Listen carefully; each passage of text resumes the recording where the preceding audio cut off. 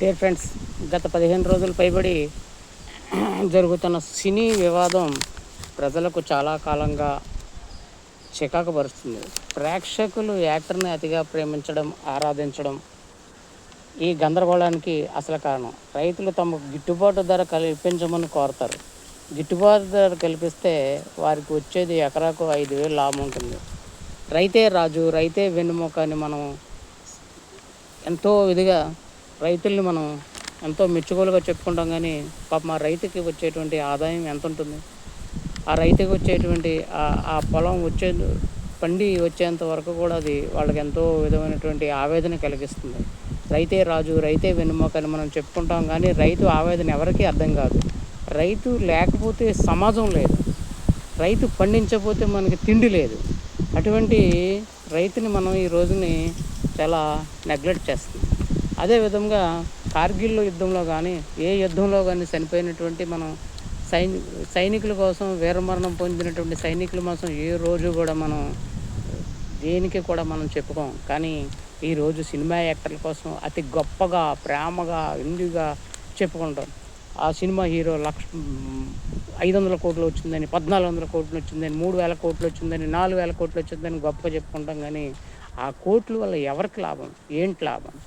ఇక cinema actors అందరికీ కూడా బెనిఫిట్ షో అంటే ఎవరికి బెనిఫిట్? ఇంతకుముందు సినిమాలు వేసేటప్పుడు ఎన్టీ రామారావు గారు, నాగేశ్వరరావు గారు, కృష్ణ గారు, శోభన్బాబు గారు టైంలో ఇవి చేసేటువంటి బెనిఫిట్ షోల వల్ల అవి పేద ప్రజలకి వీళ్ళు పంచినటువంటి దాఖలాలు ఉన్నాయి.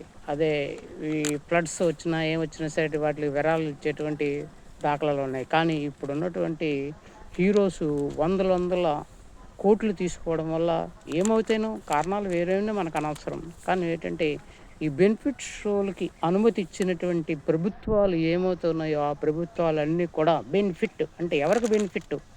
ఒక నిర్మాత బెనిఫిట్ కాకుండా ఆ బెనిఫిట్ షో వల్ల వచ్చేటువంటి లాభాలన్నీ కూడా రైతులకు, కౌలు రైతులకు, అనాథాశ్రమాలకి పంచండి.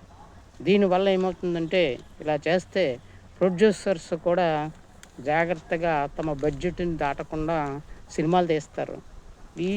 ఈ బడ్జెట్స్ బాగా ఎక్కువైపోవడం వల్ల బెనిఫిట్ షోలు 3,000, 4,000, 5,000 టికెట్లు కొనేసి పిచ్చివాళ్ళు పాపం చూస్తున్నారు. ఆ రోజు పండగలు వచ్చినాయంటే బట్టలు కూడా కుట్టించుకోకుండా ఆ డబ్బులు అలా పోజేసుకుని ఈ పిచ్చిలో పడి, సినిమా మాయలో పడి వాళ్ళు ఇంటిలో కూడా పిల్లలకి బట్టలు తీయకుండా ఈ సినిమాలకే వీళ్ళు ఖర్చు పెడుతున్నారు. ఇటువంటి షోలు మీరు ఎంకరేజ్ చేయొద్దు గవర్నమెంట్. బెనిఫిట్ షోల వల్ల వచ్చేటువంటి లాభం ఏమైనా ఉందంటే రైతులకు, కౌలు రైతులకు, అలాగే వీరమరణం పొందిన సైనిక కుటుంబాలకు, అనాథాశ్రమాలకి పంచితే దానివల్ల ఆ ప్రొడ్యూసర్స్ గొప్పగా ఫీల్ అవుతాడు. అదేవిధంగా రాష్ట్ర ప్రభుత్వాలకి పేరు వస్తుంది.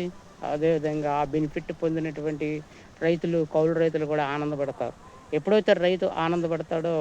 ఎప్పుడైతే రైతు ఆనందం ఉంటారో మనం తిండేటువంటి